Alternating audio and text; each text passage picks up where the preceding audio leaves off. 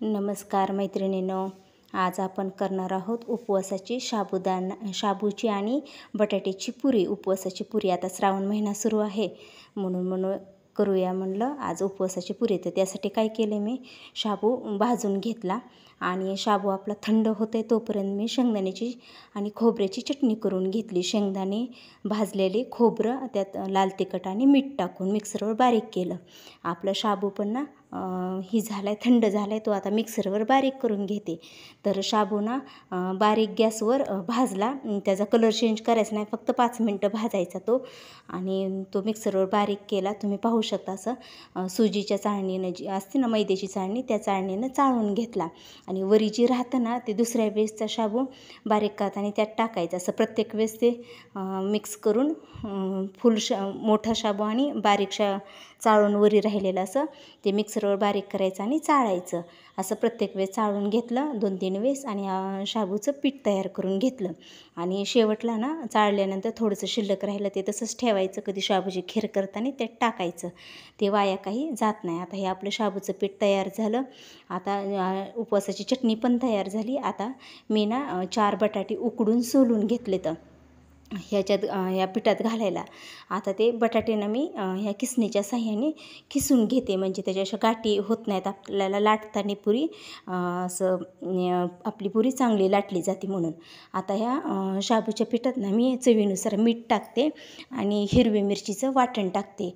तुमच्याकडे जर उपवासाला तुम्ही कोथिंबीर वगैरे खात असाल तर तुम्ही टाकू शकता. काही ठिकाणी जिरे आणि कोथिंबीर खातात, आमच्या इकडे खात नाहीत. आम्ही फक्त हिरवी मिरची आणि मीठच घेतो उपवासाला.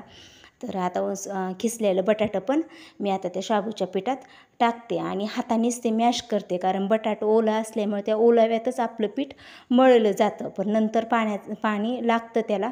पण सुरुवातीला होता होईल तेवढं हाताने मॅश करूच असं पीठ आणि बटाट्याच्या ह्याच्यातच गोळा करून घ्यायचा. तुम्ही पाहू शकता आपला गोळा ना घट्ट तयार झालेला आहे.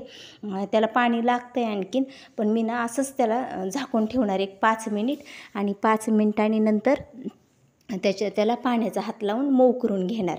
तर मी 5 मिनटं हे झाकून ठेवते, कारण शाबूचं पीठ जरा मुरण्यासाठी असं. तर 5 मिनिटांनी तुम्ही पाहू शकता आपलं पीठ घट्टच आहे. आता ह्याला पाण्याचा हात असं किती पाणी लागतं आहे त्यानुसार आता अंदाज सांगू शकत नाही, पण एक अंदाजे अर्धा ते पाऊण वाटी पाणी लागेल. आणि त्या हिशोबाने मी हे मऊ करून घेते. त्या बटाट्या किती आपलं उकळले त्याच्यावर पाण्याचं प्रमाण अवलंबून असतं. आणि मी ना प्रत्येक वेळेस तुम्हाला वाटी दाखवत असते, त्या वाटीनं 2 वाटी शाबू घेतलेला होता आणि 4 बटाटे होते. माझे बटाटे मोठे होते, त्या जरा छोटे घ्यायला पाहिजे होते. जरा मला बटाट्याचं प्रमाण जास्त वाटलं मळल्यानंतर. तर ही वाटी दाखवली ना, या वाटीनेच मी 2 वाटी शाबू घेतला होता, 4 बटाटे घेतले आणि त्या वाटीनंच पाऊण वाटी पाणी लागलं मला. तर ते आता चांगलं मऊ करून घेतलं आणि 5 मिनटं आणखीन ते रेस्ट करायला ठेवलं.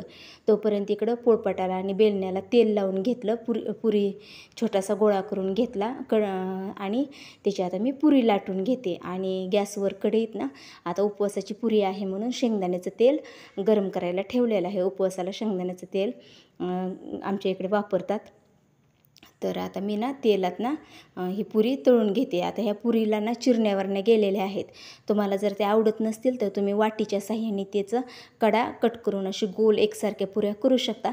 पण तुम्हाला दाखवण्यासाठी मी पहिली पुरी तशीच तळलेली आहे. आणि आता त्याच्यावरनं आपलं तेल तर गरम असते, पण पुरीच्या वरचा पापुंद्राला पण तेल यावा चांगला पापुंद्रा, आणि आपली पुरी वरच्या साईडनं पण चांगली तळावी ना, म्हणून मी उलताण्याच्या साह्याने त्याच्यावर असं तेल उडवते, म्हणजे आपली पुरी दोन्ही साईडनं चांगली फुगते. आणि गॅसचा ही ना फ्लेम फुल गॅस ठेवायचा, बारीक करायचं नाही. बारीक गॅस केला की आपली पुरी चांगली तळली जात नाही, ती जास्त तेल पिती आणि असं ते तेलकट पण लागते आणि फुगत पण नाही. फुल गॅसवर तळायच्या पुऱ्या म्हणजे आपल्या कडक छान होतात, अशा फुगलेल्या राहतात. तर मी पहिली पुरी तळून घेतली. आता मी दुसरी पुरी ना अशी वाटीच्या साह्याने तुम्हाला कट करून दाखवते. अशी वाटीच्या त्याच्या एड्यानं असे ते जे चिरण्यावरनं गेलेत ना त्या व्यवस्थित दिसाव्यात म्हणून अशी आधी पुरी लाटून घेतली, वाटी प्रेस केली आणि मग त्याच्या कडानं त्या काढून टाकल्या. आता ही पण पुरी मी तुम्हाला तळून दाखवते. आणि एका पुरीला ना माझ्याकडून असं गॅसची फ्लेम फुल बारीकच राहिली, फुल केली नाही, तर ती पुरी माझी तळली नाही. एक पुरी दाखवते तुम्हाला नंतर. तर तळताना तर मी अशा उलताण्याच्या साह्यानेच तेल प्रत्येक पुरीवर हे केलं, उडवलं, पण गॅसची फ्लेम बारीक केलेली होती ती लाटताना, ती नंतर तळताना फुल करायची माझ्या लक्षात नाही, त्यामुळे एक पुरी तळली नाही. तर अशा उलताण्याच्या साह्यानेच मी सर्व पुऱ्यावर तेल असं हे करून घेतलं, उडवून घेतलं आणि आपल्या पुऱ्या तळून घेतल्या. आणि आता तुम्ही हे बटाट्याचं प्रमाण ना, माझे बटाटे मोठी होती त्याच्यामुळे जरा मला बटाट्याचं प्रमाण जास्त वाटलं, त्याच्यामुळे माझ्या पुऱ्या मऊ झाल्या. तुम्हाला जर अशा कडक पुऱ्या आवडत असतील तर तुम्ही बटाट्याचं प्रमाण कमी करा. मी 4 घेतले, तुम्ही 3 घेतले तरी चालतील 2 वाटी शाबूसाठी. आणि आपले सर्व पुऱ्या मी अशाच प्रकारे तळून घेते. तर तेवढ्या प्रमाणामध्ये ना माझ्या 36 ते 37 पुऱ्या झाल्या या साईजमध्ये तळून सर्व. आणि ही पुरी ना गरम गरमच खायला छान लागते, थंड झाल्याची पुरी खायला छान लागत नाही. म्हणजे ती अशी फुगलेली राहत नाही जास्त वेळ.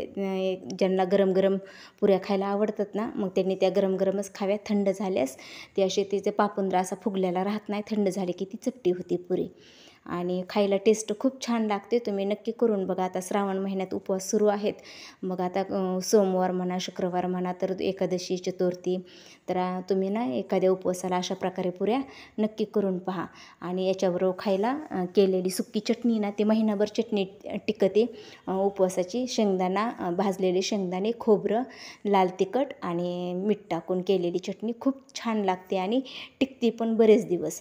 आणि तुम्ही पुऱ्या पाहू शकता. मी शेवटची पुरी ना ती पण अशी कट केली नाही ह्याच्या साह्याने, आपले वाटीच्या साह्याने, त्याच्यामुळे ती शेवटची पुरी गरम गरम होती, त्याच्यामुळे ती अशीच फुगलेली राहिली.